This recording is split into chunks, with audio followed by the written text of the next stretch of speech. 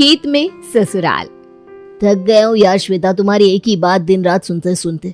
अरे यार तुम थकती नहीं हो क्या एक ही बात को 100 बार कहते कहते? और इतना ही बंगले में रहने का शौक था तो किसी टाटा अंबानी से शादी करनी चाहिए थी। मेरे जैसे गरीब आदमी से शादी क्यों कर ली भाई तुमने? हाँ तो तुमसे कोई बंगला नहीं मांग रही हूँ, बस इतना ही कह रही हूँ ना कि घर कम से कम रहने लायक तो हो। इस चिड़ियाघर में तो कोई इंसान रह ही नहीं सकता। तुम्हारी जानकारी के लिए बता दूं, ये चिड़ियाघर नहीं है। इसी घर में पल के बड़े हुए हैं हम लोग। हमारे माँ बाप पिछले 30 साल से इस मकान में रह रहे हैं। कुछ तो सोच कर बोला करो यार। अरे पापा, रहे होंगे ना तुम लोग 30 साल से इस मकान में, तब घर में बहुएं नहीं थी, 4-4 बच्चे नहीं थे। लेकिन तुम्हारे मम्मी पापा को तो बात समझ में नहीं आ रही कि 2-2 बहुएं ले आए हैं, 4-4 बच्चे हो गए घर में, लेकिन ये डिब्बे जैसा मकान, इसके बारे में कोई सोचने को तैयार ही नहीं है। परिवार बढ़ाने के लिए तो सब दबाव डाल देते हैं बहू के ऊपर, लेकिन घर बढ़ाने के लिए कहो तो बहू सबकी नजरों में खटकने लगती है। तुम्हारी इन बेसिर पैर की बातों का मेरे पास कोई जवाब नहीं है। मैं पूरा दिन दफ्तर से थक कर आया हूँ, भगवान के लिए मुझे सोने दो। सुबह उठकर फिर से मुझे ऑफिस के लिए दौड़ लगानी है। पत्नी की बातों को इग्नोर करने के बाद अमित चादर तान के सो गया था। देखो तो, मैं यहाँ अपना दुखड़ा रो रही हूँ और ये जनाब चादर तान कर सो भी गए। ठीक है, प्यार से कही बात किसी को समझ में नहीं आती। जब घी सीधी उंगली से ना निकले तो उंगली टेढ़ी करनी ही पड़ती है। अगले दिन सुबह, अरे श्वेता, आज टिफिन नहीं बनाया क्या? भूल जाती हो क्या रोज रोज? अरे मुझे ऑफिस जाना है और तुमने अभी तक टिफिन भी बना कर नहीं रखा। देखो अमित, भूल नहीं जाती हूँ मैं, भूल तो तुम जाते हो टिफिन। वैसे आज ना टिफिन मैंने जानबूझकर नहीं बनाया। क्यों? जानबूझकर क्यों नहीं बनाया? मैंने इसलिए नहीं बनाया क्योंकि मैं तुमसे लगातार एक ही बात कह रही हूँ कि घर की समस्या के बारे में मम्मी पापा से बात करो, लेकिन तुम तो मेरी बातों को बिल्कुल इग्नोर कर दे रहे हो। इसलिए अब जब तक तुम मम्मी पापा से घर के बारे में बात नहीं कर लेते, तब तक तुम्हें बिना टिफिन के यूं ही ऑफिस जाना पड़ेगा। पत्नी की बात सुनकर अमित गुस्से में पैर पटकते हुए घर से निकल जाता है। तभी उसे पीछे से बड़े भाई रजत की आवाज सुनाई देती है। अरे छोटे, रुक तो, कहाँ जा रहा है गुस्से में बड़बड़ाते हुए? रुक जा मेरे भाई, भूल गया क्या? मैं भी तेरे साथ ही ऑफिस चलता हूँ, मुझे भी मेरे ऑफिस ड्रॉप कर दियो। अरे भैया क्या बताऊं, जब से शादी हुई है जिंदगी बर्बाद हो गई है मेरी। ऐसी क्लेशन औरत पल्ले पड़ी है कि मुझे लगता है कुछ दिन में तो मैं अपना नाम भी भूल जाऊंगा। 24 घंटे दिमाग में सिर्फ इसकी क्लेश ही घूमती रहती है। अरे छोटे, क्या हो गया जो इतना नाराज हो रहा है तू? झगड़ा हो गया है क्या तेरा श्वेता के साथ? हमारा तो रोज का ही हो गया है। अब इंसान अपनी हैसियत में रहकर डिमांड करे तो एक बार को उसकी डिमांड पूरी भी कर दी जाए। डिमांड भी तो इतनी बड़ी है महारानी की कि मैं चाह कर भी पूरी नहीं कर सकता। अरे बताएगा अभी कि हुआ क्या है? हमारा ये घर छोटा लगने लगा है महारानी को। कहती है नया मकान खरीद कर दूं। अब आप ही बताइए भैया, मकान क्या यूं ही किलो के भाव में मिल जाते हैं कि उसने मांगा और मैंने फट से लाकर खरीद के उसके हाथ में रख दिया? और इस जन्म में तो मेरी मकान खरीदने की हैसियत है ही नहीं। जिसको मुंह फुलाना है वो फुलाता रहे। अरे छोटे, तूने तो मेरे जख्मों पर हाथ रख दिया है। अरे भाई, यही कहानी तो मेरे घर में भी चल रही है। तेरी भाभी भी सुबह शाम इसी बात पर कलेश करती है कि अब इस कमरे में 2 बच्चों के साथ उसका गुजारा नहीं है। कहती है बरसों से इसी इंतज़ार में बैठी हुई हूँ कि कभी हम बड़ा मकान लेंगे तो रिश्तेदारों को अपने घर बुलाएंगे। अब आखिर कब तक रिश्तेदारों से मुंह छुपा है? कोई भी मेहमान आने की बात करता है तो पहले ही मन में धुक धुक होने लगती है कि मेहमान आ गए तो उन्हें सुलाएंगे कहाँ, क्योंकि यहाँ तो हमारी सोने की आफत आई रहती है।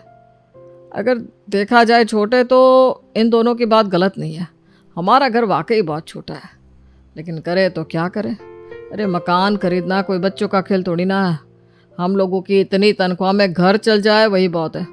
मकान खरीदने के तो ख्वाब भी नहीं आते मुझे। अरे भैया, वही समस्या तो मेरे साथ भी है। वो ये समझना ही नहीं चाहती कि बीवी के साथ रोज रोज क्लेश करना मेरा शौक नहीं, मजबूरी है। देख छोटे, अब तो ये दोनों बिल्कुल अड़ने वाली कंडीशन में आ गई है। इस समस्या का कुछ तो हल निकालना ही पड़ेगा हमें। तो भैया आप ही बताओ ना, सोल्यूशन क्या है इस प्रॉब्लम का? सोल्यूशन क्या है? एक बार चलते हैं माँ बाबू जी से बात करके देखते हैं, हो सकता है उनके पास कोई सोल्यूशन हो। उसी दिन शाम को रजत और अमित अपने मम्मी पापा के पास जाते हैं। बाबूजी, अब आप तो ये समझते हैं ना कि हम दोनों के कमरे में एक ही बेड है। अब उस एक बेड पर 2 बच्चों के साथ सोना बहुत ही कठिन होता जा रहा है। श्वेता और मिताली दोनों ही इस बात की जिद पर अड़ी हुई है कि अब उन्हें बड़ा घर चाहिए, और देखा जाए तो उनकी डिमांड गलत भी तो नहीं है। अब इस छोटे से मकान में हमारे इतने बड़े परिवार का गुजारा मुश्किल ही नहीं, नामुमकिन हो गया है। देखो बेटा, ऐसा है कि शहर में ज़मीनों के रेट ना आसमान छू रहा है। जितना बड़ा मकान तुम लोग चाह रहे हो ना, उतना मकान खरीदने के लिए कम से कम 1 करोड़ रुपया लगेगा। और मैं स्पष्ट शब्दों में बता रहा हूँ बेटा कि मेरे पास इतना पैसा नहीं है। तुम लोग ये बात अपनी पत्नियों को जितनी जल्दी समझा दो उतना ही अच्छा है। झूठ में वहाँ पालने से कोई फायदा नहीं है। बाबूजी की बात सुनकर पर्दे के पीछे खड़ी होकर सास ससुर की बात सुन रही दोनों बहू के कमरे में आ जाती है। बाबूजी, आपने तो बड़ी आसानी से कह दिया कि हम लोग वहम ना पालें, लेकिन आप ही सोचकर बताइए ना, कैसे हम अपने 2 बच्चों के साथ इस छोटे से घर में गुजारा करें। बहू, मैंने पहले ही बताया है कि शहर में तो अब दूसरा मकान खरीदने की हमारी हैसियत है नहीं। अब तुम कहो तो तुम्हारे लिए खेत में मकान बनवा दे, क्योंकि जितना बजट हमारा है उतने में तो हम सिर्फ अपनी खेत वाली ज़मीन में ही मकान बनवा सकते हैं। अरे बाबूजी, ये तो बहुत अच्छा आइडिया दे दिया आपने। अपने पास खेत में भी तो इतनी बड़ी जमीन है, और वैसे भी तो आजकल हर जगह बसावट होती जा रही है। ये अच्छा आइडिया है, हम लोग खेत में ही मकान बनवा लेते हैं। और आप देखना बाबूजी, हम लोगों ने एक बार खेत में मकान बनवाया ना, तो हमारी देखा देखी एक एक करके वहां भी लोग मकान बनवाने लगेंगे। अरे बाबूजी, कैसी बात कर रहे हैं आप लोग? थोड़ा तो दिमाग लगाइए। खेत में मकान बनवा लेंगे तो हम लोग क्या नौकरी छोड़कर वहां खेत में कुदाल चलाएंगे? अरे तुम तो खेत वाले मकान में रह लोगी, लेकिन खाओगी क्या? अरे छोटे, किसी तरह प्रॉब्लम सॉल्व तो हो। कोई बात नहीं, हम लोगों को थोड़ा सफ़र करना पड़ेगा, लेकिन इस रोज़ रोज़ की चिकचिक से आज़ादी तो मिल जाएगी। आधा घंटे का ट्रैवलिंग टाइम और बढ़ जाएगा हमारा। अरे चल, कोई बात नहीं, कर लेंगे बर्दाश्त। खेत में मकान बनाने वाली बात घर में सभी को पसंद आ जाती है, और फिर जल्द ही खेत में मकान बनाने का काम शुरू हो जाता है। कुछ दिनों के बाद, श्वेता, मिताली, तैयार हो जाओ दोनों, तुम्हें तुम्हारा नया मकान दिखाने ले चलती हूँ। आज मकान बनकर तैयार हो गया है। सास की बात सुनकर दोनों बहू की खुशी का ठिकाना नहीं रहता। दोनों जल्दी जल्दी तैयार होकर सास के साथ अपना नया मकान देखने के लिए निकल पड़ती हैं। मकान में पहुंचकर, अरे माँ जी, इतना बड़ा मकान! मैं तो विश्वास ही नहीं कर पा रही हूँ कि वाकई ये इतना बड़ा घर हमारा है। अरे जेठानी जी, जरा एक बार मुझे तमाचा तो मारो, कहीं मैं सपना तो नहीं देख रही। अरे नाटक कंपनी, ये हमारा ही घर है। देख तो सही, कितने बड़े बड़े कमरे हैं, और ये हॉल तो जैसे शुरू होने के बाद खत्म ही नहीं होता। मुझे तो ऐसा लगता है कि बच्चे इसके अंदर क्रिकेट भी खेल सकते हैं। भाभी, उस छोटे से घर में तो इतनी घुटन होती थी कि सांस भी नहीं आती थी, और देखो ना, एक ये घर है, इसे तो मैं ऐसा सजाऊंगी कि देखने वाले बस देखते रह जाएंगे। आपको पता नहीं है, मेरे अंदर इतना टैलेंट है कि मुझे देखकर इंटीरियर डिजाइनर भी शर्मा जाए। अच्छा जी, हमें तो पता ही नहीं था कि हमारी देवरानी इतनी टैलेंटेड है। ठीक है, अब तुझे बहुत मौका मिलेगा अपना टैलेंट दिखाने का। ऐसा करना, मेरे कमरे का डिजाइन भी तू ही डिसाइड कर लेना। हाँ भाभी, क्यों नहीं। अब तुम दोनों का ये डिजाइन हो गया हो, तो रसोई और बाथरूम भी दिखा दूं। माँ जी, ऐसा लग रहा है कि हमारा सपना आपने सच कर दिया। इतनी खुशी मुझे तो ऐसा लग रहा है कि खुशी के मारे मैं कहीं आज ऊपर ही ना चली जाऊं। अरे नहीं नहीं बेटा, इतनी भी जल्दी क्या है ऊपर जाने की? अभी तो तूने सिर्फ ये मकान देखा है, जब तू यहाँ रहने आएगी तब क्या करेगी? मैं भी यही सोच रही हूँ माँ जी, कि कहाँ वो डिब्बे जैसे ससुराल, और कहाँ ये आलीशान बंगले जैसा। जब इतनी बड़ी जमीन अपने पास थी तो आज तक हम क्यों छोटे से मकान में रहकर दुख भोग रहे थे। आपने ना माँ जी हमारे साथ अच्छा नहीं किया। हम लोगों को इतना तरस आया है, उसके बाद ये मकान बनवा कर दिया आपने। खेत का मकान बनकर तैयार हो गया था, इसलिए जल्द ही अमित, श्वेता, रजत, मिताली और उनके साथ सास ससुर अपने बच्चों के साथ उस बड़े से मकान में शिफ्ट हो जाते हैं। अरे भैया, मैंने पहले भी समझाया था कि ये खेत में मकान बनाने का डिसीजन हमारा गलत साबित होगा। अभी तो आप सब लोग बहुत खुश हो रहे हो ना, देख लेना, 1 हफ्ते के अंदर सर पकड़ के रोते हुए नजर नहीं आए आप लोग तो मेरा नाम बदल देना। अरे कोई भी जरा सा दिमाग से काम नहीं लेता है, थोड़ा सा प्रैक्टिकल बनकर सोचना चाहिए ना। अब आप ही सोचो, मेरे पास तो मेरी पर्सनल गाड़ी है, इसलिए मैं तो फिर भी किसी तरह चलाकर आपको ऑफिस पहुंचा दूंगा। लेकिन बच्चों के स्कूल के बारे में सोचा है? स्कूल की बस आएगी क्या खेतों के अंदर बच्चों को लेने इस कच्ची पगडंडी पर? अरे देवर जी, आप क्यों छोटी छोटी बातों पर अपना ब्लड प्रेशर बढ़ाने लगते हैं? हम दोनों हैं ना, बच्चों को लाने और छोड़ने का काम हमारी जिम्मेदारी है। आप लोग टेंशन ना लो, सब मैनेज हो जाएगा। दोनों बहुओं के आश्वासन देने पर अमित और रजत चिंता छोड़कर अपने ऑफिस जाने के बारे में सोचने लगते हैं। शुरू के कुछ दिन तो बहुत ही उत्साह और खुशी में बीत जाते हैं, लेकिन धीरे धीरे दोनों बहुओं को समझ में आने लगा था कि खेत में मकान बनवा के उन्होंने कितना बड़ा बवाल अपने जीवन में पाल लिया है। अरे श्वेता, बच्चों की बस 7 बजे मेन रोड पर आ जाएगी। 7 बजे तक बच्चों को वहाँ पहुँचना है। तो ऐसा कर आधे घंटे पहले ही निकल कर जा, वरना बच्चों की स्कूल बस मिस हो जाएगी। हाँ चाची जल्दी करो, कल भी आपने बस मिस करवा दी थी जिसकी वजह से हमें स्कूल की छुट्टी करनी पड़ी। आज तो हमारा टेस्ट भी है, हम आज का स्कूल मिस नहीं कर सकते। अरे बच्चों, मैंने कोई जानबूझकर आप लोगों की बस मिस नहीं करवाई थी। बेटा, यहाँ से मेन रोड तक जाने में इतना टाइम लग जाता है कि वहाँ पहुँचते पहुँचते मुझे तो हफाई आ जाती है। सच में ये स्कूल से लाने और छोड़ने वाला काम तो बहुत ही बड़ी प्रॉब्लम हो गई है। लेकिन छोटी, अब कर भी क्या सकते हैं, झेलना तो पड़ेगा ही।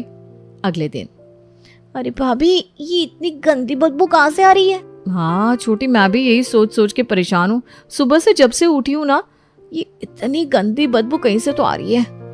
तभी मिताली देखती है कि आंगन की खिड़की से बदबू घर के अंदर आ रही है। आंगन की खिड़कियां आपने खोली है क्या? हाँ मैंने खोली है। क्या हो गया? ये देखिए, गांव के लोग हमारे घर के पीछे खेत में सुबह सुबह शौच करके चले गए। सारी बदबू वहीं से आ रही है। अरे अंधे हैं क्या ये लोग? उन्हें दिखाई नहीं देता कि हमारा घर है यहाँ? किसी के घर के पीछे ऐसे कौन करके जाता है? अरे बेटा, तेरा घर बाद में है, पहले तो ये खेत है। चल आगे से ध्यान रखेंगे, खिड़की सुबह के समय भूल कर भी नहीं खोलना। और हाँ बेटा, घर में ना किचन का सारा सामान खत्म हो गया है। तुम दोनों ऐसा करो, आज जाकर बाजार से थोड़ा सामान लेती आओ। अब बच्चे इतना लेट आने लगे हैं कि उनसे तो घर का कोई काम कहने का मन ही नहीं करता। पहले ही भरे बैठे रहते हैं, जरा सी कोई बात कर दो तो लड़ने को आते हैं दोनों को दोनों। अब गुस्सा तो आएगा ही ना, हमारा क्या है, हम तो घर में बैठे रहते हैं। वो दोनों बेचारे रोज 2-3 घंटे का सफर करके ऑफिस जाते हैं और घर पहुंचते पहुंचते रात के 10 हो जाते हैं दोनों को। आप चिंता मत करिए माँ जी, उन दोनों से कहने की कोई जरूरत नहीं है। बाजार का काम हम दोनों कर देंगे। दोनों बहुएं बैग लेकर बाजार से सामान लेने के लिए निकल पड़ती हैं। लेकिन फिर वही समस्या, घर से मेन रोड तक तो उन्हें पैदल ही जाना पड़ता। कोई भी साधन मेन रोड से ही मिला करता था, जिसके कारण मेन रोड तक पहुंचते पहुंचते पैरों का बैंड बच जाता था। वापसी में भारी भरकम सामान लेकर घर पहुंचते पहुंचते दोनों देवरानी जेठानी का हलक सूख गया था और धूप में सामान घसीटते घसीटते दोनों को जैसे चक्कर आने लगे थे। भाभी, मुझे लग रहा है ये खेतों में मकान बनाने वाला आइडिया कुछ ज्यादा डेंजरस साबित होता जा रहा है। बाजार से सामान लाना हो या बच्चों को स्कूल छोड़ना, हम दोनों की पैदल चल चल कर कमर टूट गई है। अरे अभी तो हमें आए हुए सिर्फ महीना भी नहीं हुआ, मुझे तो अभी से तारे दिखाई देने शुरू हो गए हैं। गर्मी से ना मेरी हालत खराब हो रही है। अरे छोटी, तू ना बहुत जल्दी हिम्मत छोड़ देती है। अब बाजार से सामान लाने में थोड़ी मेहनत तो लगेगी ना, तू चिंता ना कर। घर चल, आराम से एसी में बैठकर चाय पियेंगे। दोनों जब तक घर पहुंचती है अंधेरा घिरा आया था। सोफे पर बैठते ही जैसे एसी का बटन ऑन करते हैं, अचानक से लाइट चली जाती है। ए मिताली, पता नहीं लाइट कब आएगी। अरे बेटा, अब दिन ढल गया है ना, लाइट तो मुश्किल ही आएगी। तुम्हें पता है ना, यहाँ पर रोज रात को लाइट कट जाती है। अरे माँ जी, ये बिजली वाले रोज रोज रात को लाइट क्यों काट लेते हैं? हमारा तो एक एक दिन काटना भारी हो रहा है इस घर में। एक तो वहाँ पर आराम से हमारे पास मेड थी, झाड़ू पोछा बर्तन तो वही करके जाती थी। फिर उसके बाद हमें बस खाना बनाने का काम बचता था। जब से यहाँ आए, घर के सारे काम हमें खुद करने पड़ रहे हैं। ऊपर से बाजार का राशन, बच्चों को छोड़ने जाना, हर छोटे से छोटा काम हमारे हिस्से आ गया है। अरे हम भी तो इंसान है, कोई मशीन थोड़ी ना है कि दिन रात बस काम ही करते चले जाएंगे। तो जिद तो तुम दोनों ने ही पाली थी ना, थोड़ा एडजस्टमेंट तो करना पड़ेगा। अब तुम ही बताओ, यहाँ खेतों के बीच कहाँ से तुम्हें काम वाली ला कर दूं मैं? और बिजली तो बेटा खेतों में बस दिन में ही दी जाती है। अब अगर रात को बिजली चाहिए तो जनरेटर का इंतजाम करना पड़ेगा, वरना रोज रात ऐसे ही मक्खी मारते हुए बीतेगी। माँ जी, इन लोगों से कहकर आज ही जनरेटर का इंतजाम करवाइए। पूरा दिन गधे की तरह काम करते हैं हम लोग और रात में भी चैन से सोने को नहीं मिलता। इतनी गर्मी में मच्छर मारते हुए सोना मेरे बस का नहीं है। हाँ ठीक है बेटा, कहा ना मैंने कि बात करूंगी। अब मुंह से निकलते ही काम हो जाए ऐसा जरूरी तो नहीं है, थोड़ा समय तो लगेगा, थोड़ा सब्र करो। अरे माँ जी, कैसे सब्र करें हम? यहाँ अंधेरे में मोमबत्ती जलाकर खाना तो हमें बनाना पड़ेगा ना। बच्चों की यूनिफॉर्म भी प्रेस नहीं हुई है, वॉशिंग मशीन चल नहीं पा रहे हैं। जब से यहाँ आए हाथ से कपड़े धोने पड़ते हैं, क्योंकि दिन में पता नहीं कितनी बार लाइट आती है, कितनी बार जाती है, कोई गिनती ही नहीं है। एकदम जीवन दुश्वार हो गया है हमारा। अरे बेटा, थोड़ी लाइट की ही तो दिक्कत है, बाकी घर तो इतना बड़ा है ना, कमरे तो बड़े बड़े मिल गए तुम दोनों को। तो फिर अब एंजॉय करो अपने बड़े घर को, ऐसे रोने से क्या होगा? श्वेता और मिताली को इस मकान में आए तकरीबन 1 महीना हो गया था और 1 महीने में उन दोनों की हालत ऐसी हो गई थी कि उनका मन करता था कि वो सब कुछ छोड़कर कहीं भाग जाए। एक एक दिन उनके लिए मानो साल के बराबर लंबा हो गया था।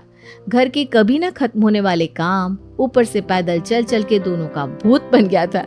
दूसरी तरफ बच्चों की हर समय शिकायत कि यहाँ उनके साथ खेलने के लिए कोई बच्चा नहीं है, जिसके कारण बच्चे दिन भर घर में बैठकर सिर्फ शैतानी किया करते। बात जब मिताली और श्वेता की बर्दाश्त से बाहर हो जाती है तब एक दिन, माँ जी, मुझे इस खेत वाले घर से बचा लीजिए, मेरे बर्दाश्त की हद हो गई है, अब मुझसे ये बर्दाश्त नहीं होगा। बिना लाइट के मेरी हालत बहुत खराब हो गई है। अगर खिड़की खोलो तो बाहर से बदबू आती है और दरवाज़ा बंद करके रखो तो ऐसा लगता है कि गर्मी से इस मकान में हम उबल जाएंगे। भाभी बिल्कुल सही कह रही है माँ जी। वो हमारा घर छोटा जरूर था लेकिन लाखों में एक था। मुझे अपने उस घर की कीमत अब समझ में आ गई है। आप बस हमें वहीं वापस ले चलिए। अब और मुझसे नहीं हो पाएगा। दोनों बहू के बार बार कहने पर मिताली और श्वेता की सास वापस से अपने पुराने घर में शिफ्ट हो जाती है और वे लोग खेतों के ससुराल को हमेशा के लिए छोड़ देते हैं।